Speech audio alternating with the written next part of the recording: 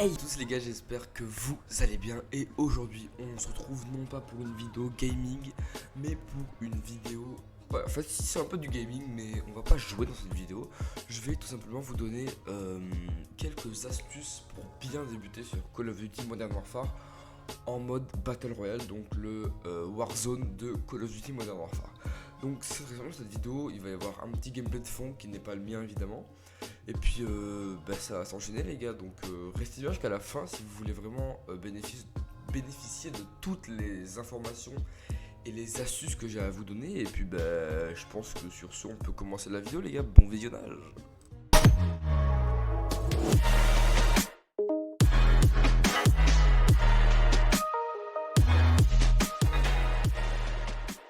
Ok les gars, donc on est parti pour la première astuce. Donc attendez, j'enlève ça, hop, hop. Donc quand vous jouez en team avec des gens que vous ne connaissez pas ou des gens qui ne parlent pas le même langage que vous, ça arrive très fréquemment d'ailleurs, utilisez le système de ping. Vraiment les gars, c'est le truc le plus important quand vous ne pouvez pas communiquer en vocal avec vos coéquipiers, parce que vraiment le système de ping il est sur ce jeu en tout cas il est vraiment très développé. C'est-à-dire que vous pouvez ping des ennemis, c'est-à-dire que quand vous pingez l'ennemi, on voit le petit ping se déplacer en fonction des déplacements de l'ennemi. Vous pouvez montrer à vos alliés les portes ouvertes, les coffres ouverts, plein de choses comme ça, et ce qui fait que vous communiquez sans leur parler, et c'est vraiment très utile. Donc on passe tout de suite à la deuxième astuce, gérer ses spawns. Alors ça aussi c'est très important, alors après tout dépend du niveau de jeu. Si vous venez de débuter le Warzone, je vous conseille d'atterrir dans des endroits pas de gros endroits, de grosses villes ou quoi, parce que vous allez vous faire exploser si vous connaissez rien au jeu. Mais atterrissez dans des endroits, des petites villes, ou même si c'est pas des villes, des petites maisons. Vous savez, genre 3-4 maisons côte à côte, et cool, ça vous fait quand même du loot quoi, c'est pas rien. Puis après, si vous êtes un PGM, vous avez beaucoup de skills et tout, là vous allez à l'hôpital, vous faites un carnage quoi. Mais vraiment, pour les gens qui viennent de commencer le jeu, c'est mieux d'atterrir dans des petits endroits tranquilles où il n'y a pas beaucoup de monde. Donc les gars, troisième astuce, créez-vous une classe à l'avance. Je le répète à tout le monde, créez-vous une classe à l'avance. Quand vous êtes sur Warzone, vraiment quand vous êtes en game, c'est mieux d'avoir vos armes. Par exemple, moi je suis très à l'aise avec la M4 ou la MP5 par exemple.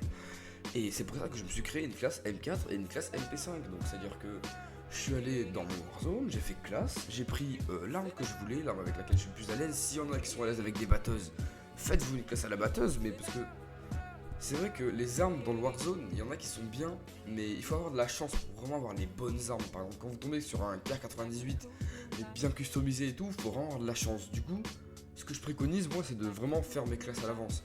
Donc vraiment ça c'est très utile. Mais après si comme je l'ai dit avant, si vous êtes fort dans le jeu et tout, mais bon après cette vidéo elle est pas trop dédiée aux gens qui sont déjà assez avancés dans le jeu, mais si vous êtes fort dans le jeu ou quoi, c'est vrai que ça sert à rien de créer vos classes, vous pouvez jouer avec les armes qui seront directement in-game.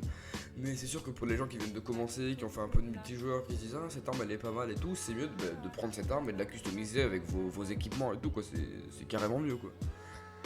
Donc quatrième astuce, jouer avec le son. Alors je sais que ça peut être drôle quand on l'entend comme ça, mais, mais jouer avec le son, c'est vraiment très important. Alors jouer avec le son, évidemment il y a une nuance. Genre, je pense que tout le monde joue avec le son, mais il y a différentes sortes de gameplay. Par exemple, il y en a qui jouent pour jouer, c'est-à-dire qu'ils s'amusent et tout, et il y en a qui jouent pour vraiment level up, pour progresser dans le jeu et tout. Et vraiment, si vous voulez progresser dans le jeu ou quoi que ce soit, je vous conseille vivement de mettre le son à fond. Vraiment, je vous le dis, genre vous allez dans vos paramètres, vous mettez le son à fond. Alors pas la musique et tout, mais les effets, genre par exemple les bruitages de coffres, les bruitages de balles, les bruitages de pas d'ennemis, vous les mettez à fond. Et évidemment jouer avec un casque. Si vous voulez vraiment tryharder le jeu, jouer avec un casque, c'est vraiment un conseil que je vous donne et c'est largement mieux que d'entendre le son de votre télé. Parce qu'en fait, quand vous avez un casque, bon, ça vous le savez sûrement, je vous apprends rien, mais s'il y a un ennemi à droite, vous l'entendez dans votre oreille droite, s'il y a un ennemi à gauche, idem. Et pour les coffres et les bruits de pas, les balles, c'est pareil quoi. Donc franchement, jouez avec un casque et mettez les bruitages à fond. Donc, cinquième astuce, gérer son argent. L'argent dans Warzone, c'est une des choses les plus importantes. C'est-à-dire que si vous n'avez pas d'argent, vous pouvez pas faire grand chose. Je reviens à quand je vous ai dit, créez-vous une classe à l'avance.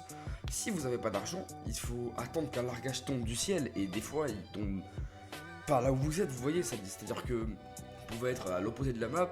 Et s'il y a un largage qui tombe à l'autre opposé de la map, ben, vous n'avez pas de chance, quoi.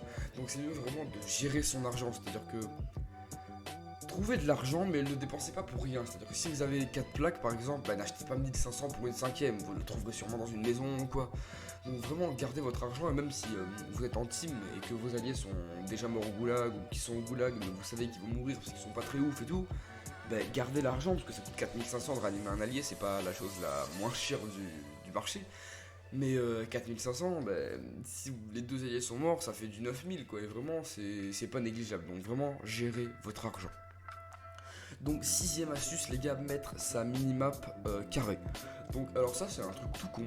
Et franchement c'est grave utile parce que quand la minimap est ronde, excusez-moi, vous voyez moins de choses qu'avec une minimap carrée. Vous gagnez en comment on pourrait dire ça, vous gagnez en territoire un peu dans votre carte, c'est-à-dire que vous voyez plus loin. Et franchement c'est mieux aussi. Par exemple vous claquez un drone, que vous n'avez pas le temps d'aller sur votre carte, vous regardez hop en haut à gauche et vous voyez quoi. Donc ensuite les gars, septième astuce, soyez attentifs à votre environnement. Les gens sur Warzone c'est des putes, tout le monde le sait, c'est des campeurs. Du coup il faut vraiment être attentif. Imaginons que vous êtes dans la forêt. La forêt c'est le pire endroit sur Warzone, vraiment c'est le pire endroit. Faites bien gaffe où vous marchez. Il peut y avoir des mines, faites bien gaffe où vous vous cachez, il peut y avoir un mec accroupi juste à côté de vous. Vraiment Warzone c'est un jeu de pute, c'est un jeu de campeur, c'est sûr, c'est... Depuis le début, depuis la sortie du jeu, tout le monde dit ça et ça se confirme encore aujourd'hui. Quand vous voyez les mecs dans les bâtiments, ils sont là, ils attendent la game entière, mais ils doivent se faire chier, je comprends pas. Moi j'arriverai pas clairement à rester une game dans une maison ou quoi, non j'arriverai pas. Donc vraiment les gars, soyez attentifs à votre environnement, regardez tout en haut, en bas, à droite, à gauche, toujours regardez votre environnement.